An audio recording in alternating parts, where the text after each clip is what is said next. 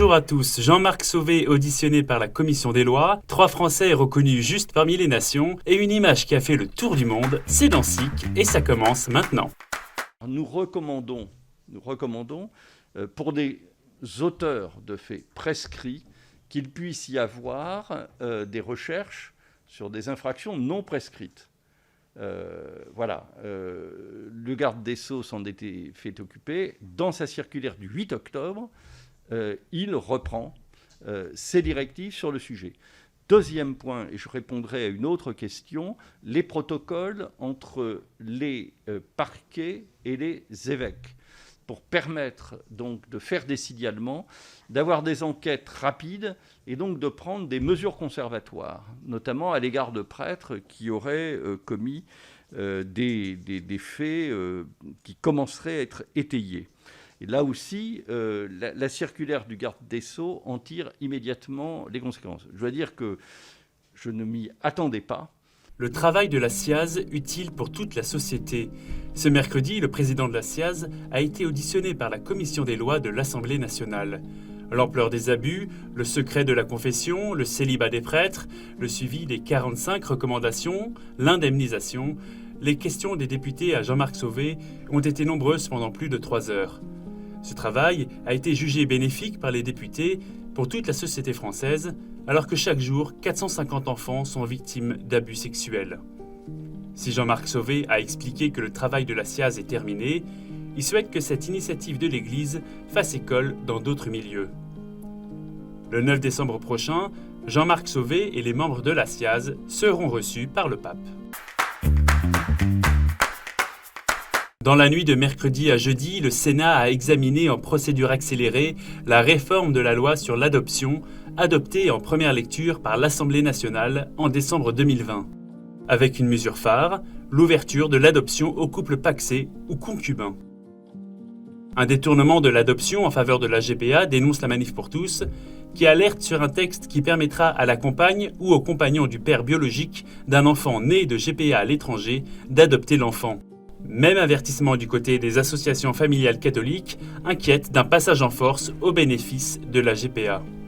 Pascale Morinière, présidente des AFC, dénonce une réforme qui sape le mariage, qui n'est plus reconnu aujourd'hui comme le cadre le plus solide pour l'adoption. Elle regrette aussi la rapidité des discussions à quelques mois de la présidentielle, alors qu'il fallait avant tout mûrir ces sujets. Le projet de loi doit maintenant passer en commission mixte paritaire. 2 ans de prison avec sursis requis contre l'ancien numéro 2 du diocèse de Vannes ce jeudi. Le diocèse avait porté plainte pour détournement de fonds et abus de confiance en 2016 contre le père Maurice Roger, peu après qu'il ait été démis de ses fonctions de vicaire général. Le père Roger a reconnu des malversations financières pour près de 700 000 € et des détournements d'offrandes de messe à des fins personnelles. Selon l'enquête, cet argent aurait servi pour entretenir des relations intimes avec des personnes majeures. Depuis, les messes dont les offrandes avaient été détournées ont toutes été célébrées. Monseigneur Santène, évêque de Vannes depuis 2005, a confié se soucier profondément de la dimension spirituelle qui est ici en jeu, particulièrement dans le contexte que vit l'Église. Il appelle chacun à la prière. Le jugement sera rendu le 25 novembre prochain. Il y a 1 344 403 000 catholiques dans le monde. À l'occasion de la Journée mondiale des missions, l'agence Fides, l'agence d'information des œuvres pontificales missionnaires, a dévoilé jeudi les statistiques de l'Église catholique dans le monde. En 2019, le nombre de catholiques a augmenté de 15 millions et est passé à 17,74% de la population mondiale. Un autre chiffre très marquant du rapport, le nombre de missionnaires laïcs qui a explosé à plus de 410 000, soit presque autant que celui des prêtres, proche des 414 500. Les œuvres pontificales missionnaires de France accueillent ce rapport comme une bonne nouvelle qui montre la croissance du corps du Christ. Au Vatican, lors de la conférence de presse pour la Journée mondiale des missions, jeudi, le cardinal Taglé, préfet de la Congrégation pour l'évangélisation des peuples, a réaffirmé le devoir pour tous les baptisés de participer à ce travail missionnaire. Mission is situated in the hearts of all of us, all the baptized, no, not just in a group.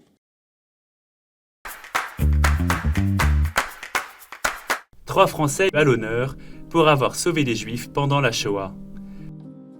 Le cardinal Eugène Tisserand, monseigneur André Bouquin et le diplomate François de Vial ont été reconnus justes parmi les nations. Un hommage posthume à leur courage, décerné ce jeudi par le mémorial Yad Vashem de Jérusalem. Depuis Rome, les 3 Français ont organisé des opérations de sauvetage de Juifs.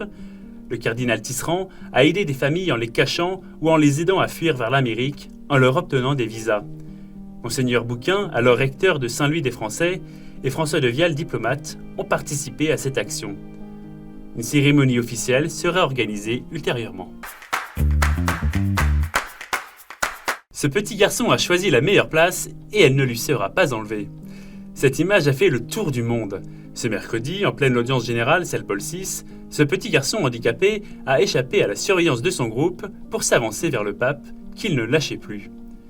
Une scène insolite devant près de 6000 personnes. Et Monseigneur Sapienza, régent de la préfecture de la maison pontificale, lui a cédé son siège. Amusé, le pape François en a même tiré un enseignement pour sa catéchèse. Ascoltando la lettera ai Galati,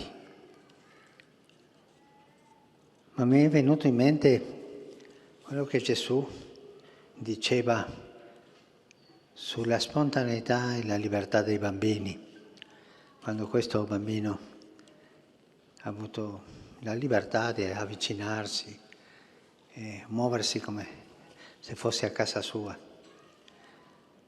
E Gesù ci dice: anche voi, se non vi fate come bambini, non entrerete nel regno dei cieli.